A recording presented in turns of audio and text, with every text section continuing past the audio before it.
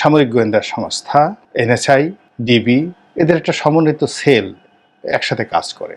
Operation clean heart নামে একটি operation পরিচালনা করেছিল এবং ২৪ ঘন্টার মধ্যে সারা বাংলাদেশে যারা সকল অপরাধীদেরকে, একেবারে চিহ্নিত অপরাধীদেরকে যারা মানে এক গ্লাস পানি খাওয়ার সময় পায়নি, ওইভাবে কিন্তু পুরো হৃদয় যেভাবে, হার্ট যেভাবে ক্লিন করে, সেইভাবে বাংলাদেশকে সন্ত্রাসমুক্ত করে। যা কিছু ঘটছে প্রায় সবকিছুই নিয়ন্ত্রণের বাইরে।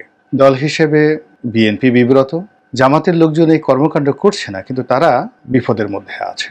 জামাতের একজন জেলা পর্যায়ের নেতা আমাকে টেলিফোন করে বললেন, জেলার আমির, যে তার বাড়িটিও লুট করা হয়েছে। ৫ তারিখের পরে তো জামাতের কোনো আমিরের বাড়ি লুট করার কথা নয়, কিন্তু এই ঘটনাগুলো ঘটছে।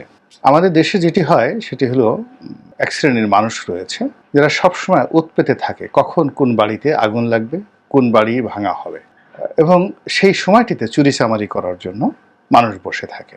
আর আমার নিজের বাস্তব অবস্থা হলো, আমার যে বাড়িটি আওয়ামী লীগ সরকারের শেখ হাসিনা ভাঙলো নিজে, বলতে গেলে হুকুম দিয়ে, তো সেই বাড়িটি যখন ভাঙা হলো, ওই বাড়ি থেকে মালামাল সরানোর জন্য শেখ হাসিনাকে যেভাবে ৪৫ মিনিট সময় দিয়েছিল, আমাদেরকে ওরকম ৪৫ মিনিট সময়ও দেওয়া হয়নি। তো অনেক দিনের পুরনো সংসার কিনা ছিল। গ্রামে একটা বাড়ি, সেই ৮-১০ বেডরুমের একটা বিশাল, আপনি অনেকে দেখেছেন সেই বাড়ি।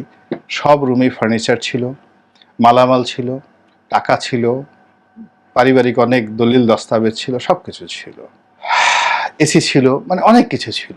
একদিকে হাজার হাজার মানুষ দাঁড়িয়ে সেই সরকারের তাণ্ডব দেখছে, আমার পরিবারের লোকজন কাঁদছে, হাউমাউ করে কাঁদছে, সাধারণ মানুষও কাঁদছে। আর এই গুন্ডা বদমাশ যারা আছে তারা কিন্তু ওই বাড়ি থেকে কে কোন মাল চুরি করবে সেটা পাল্লা দিয়ে যে যার মতো ঘুরে ঢুকে ওখান থেকে মাল সামানা বের করে দৌড়ে দৌড়ে পালিয়ে চলে যাচ্ছে। একজন দুজন নয়, কয়েকশো। এই হলো বাস্তবতা। এর মধ্যে হয়তো এমন লোকও আছে যারা আমার দল করে বা আমার প্রিয়, কিন্তু আমার হয়তো ডাইনিং টেবিলটার প্রতি কারো লোভ ছিল, ফ্রিজের প্রতি কারো লোভ ছিল, মানে যে যার মতো করে মুহূর্তের মধ্যে ৮টা বেডরুম, এই ৮টা বেডরুমের যত জিনিসপত্র সব নিয়ে নেওয়া হলো। তো যাই হোক, এখন এই বাংলাদেশে যে অস্থির অবস্থা চলছে, এই একই ঘটনা দায় পড়ছে বিএনপির উপরে, যে বিএনপির লোকজন গর্ত থেকে বের হয়ে এসে এই অপকর্মগুলো করছে। কিন্তু বিএনপি এখানে অসহায়। আইন শৃঙ্খলা যারা রক্ষাকারী বাহিনী, পুলিশ কাজ করছে না, দাঁড়িয়ে দাঁড়িয়ে তামসা দেখছে। আওয়ামী লীগের পরিবর্তে বিএনপির যারা লোকজন তারা গিয়ে থানায় ধর্ণা দিচ্ছে, বিএনপি আওয়ামী লীগের লোকজন দিচ্ছে, কিন্তু কোনো জায়গাতে আসলে আইন শৃঙ্খলা রক্ষাকারী বাহিনীর সহযোগিতা পাওয়া যাচ্ছে না। আর্মিও কাজ করছে না, পুলিশও কাজ করছে না, শুধু কোনো কোনো জায়গাতে আর্মি টহল দিচ্ছে, এই পর্যন্ত কিন্তু অ্যাকশনে। এর ফলে এই অরাজকতা রীতিমতো মাৎসান নেয়, সিভিল ওয়ারের মতো জায়গাতে চলে গেছে। বড় মাছ ছোট মাছকে খাচ্ছে। কোথাও কোথাও আওয়ামী লীগ তো পালিয়ে চলে গেছে, বিএনপির লোক একজন আর একজনের সাথে মারামারি করছে, এক গ্রুপ আর এক গ্রুপের সাথে মারামারি করছে। তো আর আইন শৃঙ্খলা রক্ষাকারী বাহিনী দেখছে এবং তাদের বিভিন্ন গোয়েন্দা সংস্থার মাধ্যমে কারা কারা এই কর্মকাণ্ড করছে সেইগুলো তারা তালিকা করছে এবং খুব নিখুঁতভাবে তালিকা করছে। আপনাদের মনে আছে যে আমাদের যে সামরিক গোয়েন্দা সংস্থা, এনএসআই, ডিবি এদের একটা সমন্বিত সেল একসাথে কাজ করে। তো এরই প্রেক্ষিতে বিএনপি যখন ক্ষমতায় এলো প্রথমবার, তারা অপারেশন ক্লিন হার্ট নামে একটি অপারেশন পরিচালনা করেছিল এবং ২৪ ঘন্টার মধ্যে সারা বাংলাদেশে যারা সকল অপরাধীদেরকে, একেবারে চিহ্নিত অপরাধীদেরকে যারা মানে এক গ্লাস পানি খাওয়ার সময় পায়নি, ওইভাবে কিন্তু পুরো হৃদয় যেভাবে, হার্ট যেভাবে ক্লিন করে, সেইভাবে বাংলাদেশকে সন্ত্রাসমুক্ত করেছিল সেনাবাহিনী। তো সেই সেনাবাহিনী বাংলাদেশে ডিপ্লয় করা আছে, তারা চুপচাপ বসে আছে আর চেয়ে চেয়ে দেখছে। এটা যেমন শেষ নয়, আবার তারা এগুলো দেখে ক্যান্টনমেন্টে ফিরে আসবে এবং এইভাবেই চলতে থাকবে, তাও শেষ নয়। এর কারণ হলো, এই জিনিসগুলো যদি চলতে থাকে সেনাবাহিনী, পুলিশ বাহিনীর অস্তিত্ব থাকবে না। তারা শুধুমাত্র একটা সুযোগ দিচ্ছে যে তুমি কতটুকু লাভ দিতে পারো, কতটুকু অপকর্ম করতে পারো এবং তুমি আসলে কি করতে পারো, এই সুযোগটা দিচ্ছে। এর কারণ হলো, মানুষের ক্রোধ, অপকর্মের একটা নির্দিষ্ট লিমিট আছে, এই লিমিটটি সে মনের আনন্দ করে, তারপরে উত্তেজনায় করে, তখন বাধা দিতে গেলে রক্তারক্তি হয়। এগুলো করতে করতে একটা মানুষ স্থির হয়। আর আইন শৃঙ্খলা রক্ষাকারী বাহিনীর ট্রেনিং হলো, পলিসি হলো, নীতিমালা হলো, এরকম যখন একটা স্থিরতা আসে তখন তাদেরকে কপ করে ধরা। যেমন একটা চোর যখন চুরি করে সে কিন্তু একটা অ্যাডামেন্ট হয় যে তার অনেক চোরের কাছে খুর থাকে, ছোট ছুরি থাকে।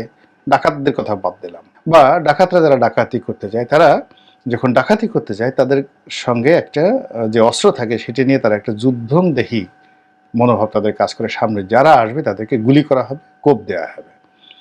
কিন্তু ডাকাতি যখন শেষ হয়, চুরি যখন শেষ হয়, তখন চুরির মাল নিয়ে তারা যখন ভাগে, পালায়, তখন বারবার পিছনে ফিরে তাকায়। আর তখন যদি ছোট্ট একটা মুরগি কখর কখর করে উঠে, অনেক চোরের পিলে চমকে যায়। একটা কুকুর যদি ঘেউ ঘেউ করে উঠে, তাদের অন্তরাত্মা কেঁপে যায়।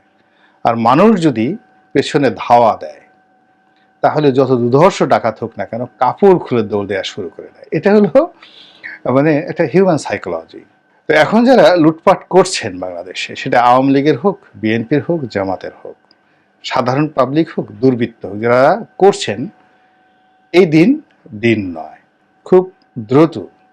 আমি এটা আন্দাজ করে বললাম না, অঙ্ক কষে কষে বললাম যে খুব দ্রুত পুলিশ, বিজিবি, সেনাবাহিনী এবং এদের সঙ্গে যুক্ত হবে স্থানীয় যারা ভুক্তভোগী, তারা সব মিলিয়ে মাত্র 24 ঘন্টা, বেশি না, 24 ঘন্টা, অনলি 24 আওয়ার্স যে অভিযান চলবে, যৌথ বাহিনীর অভিযান চলবে, সেই অভিযানে মুহূর্তের মধ্যে ম্যাসাকার হয়ে যাবে। যারা এখন যা কিছু করছেন, যা অর্জন করছেন তার 10 গুণ খোয়াতে হবে। অনেকের যারা খুব বেশি বাড়াবাড়ি করছেন তাদের প্রাণ চলে যাবে। এবং আপনাদেরকে যখন ধরে পিটমুড়া করে বেঁধে যখন রাখা হবে, মানে গণপিটুনি দেওয়ার জন্য, মানে আপনাদের জীবন বাঁচানোর জন্য, তখন এই সেনাবাহিনীকে, যৌথ বাহিনীকে বিশেষ পরিশ্রম করতে হবে। এর কারণ হলো জনমতটা তখন একেবারে সম্পূর্ণভাবে রাজনৈতিক শক্তির বিরুদ্ধে চলে যাবে। আওয়ামী লীগকে তারা তাড়িয়েছে, এখন যারাই করছে এই দায় দায়িত্ব বিএনপির উপর আসবে এবং দায় দায়িত্ব জামাতের উপর আসবে, জাতীয় পার্টির উপরে আসবে না। তো বিএনপি এবং জামাত এই এখন যে পুরো পাবলিকের যে সেন্টিমেন্ট, সেই সেন্টিমেন্টের বিরুদ্ধে যদি চলে যায়, তাহলে আর রাজনীতি থাকলো না। এই সরকার, সে যদি বলে যে আমি আরো 5 বছর থাকবো, জনগণ বলবে যে 5 বছর না, তোমরা 10 বছর থাকো, আমাদের আর বিএনপি জামাত লাগবে না। তো এরকম একটি পরিবেশ পরিস্থিতি তৈরি আমরা করে ফেলেছি, তৈরি হয়ে গিয়েছে, অথবা পেছন থেকে কল কাঠি নেড়ে এরকম একটা পরিস্থিতি তৈরি করা হয়েছে মূলত বিরাজনীতিকরণের জন্য, নতুন একটা 111 করার জন্য। এই সাধারণ বিষয়টি যদি আপনারা বুঝতে না পারেন, তাহলে আপনাদের জীবনে যদি দুর্ভোগ আসে, আপনি কি করে তখন আল্লাহকে দায়ী করবেন, অন্যদেরকে দায়ী করবেন? পুলিশ ঘুষ খায় এবং রিমান্ডে মারধর করা হবে না, এজন্য টাকা দিলে পুলিশ রিমান্ডে মারধর করে না, এরকম বদনাম প্রচুর আছে। কিন্তু সেনাবাহিনীতে আসলে এইভাবে 2-4, 10,000, 20,000, লাখ টাকা ঘুষ খেয়ে কোনো একটা আসামিকে মারবে না, এরকম বদনামে আসলে সেনাবাহিনীর বিরুদ্ধে এখনো পর্যন্ত কেউ করেনি।